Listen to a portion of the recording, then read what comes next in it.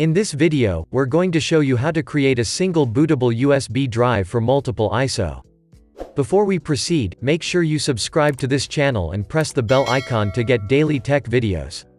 Let's get started. To do that, make sure you have all your ISO files and a USB drive connected to the PC. Open your web browser and visit this website, link in the video description. On the website, click this Windows zip version to download. This tool is open source and takes us to the GitHub download page. Click to expand the assets here and download the Windows zip file. Once the download is complete, open the download folder and extract the file. Now, go to the extracted folder and double-click to run the Ventoy 2 disk X file. In the Ventoy software, select your USB drive and click Install. It formats the drive, so make sure you don't have any important data in there.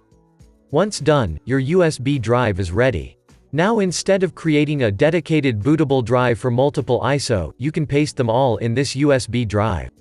When you boot from this drive, it lists all the stored ISO and you can boot any of those.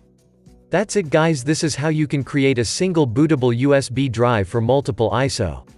If you like this video, give it a thumbs up and remember to subscribe. I love free software TV for more videos like this.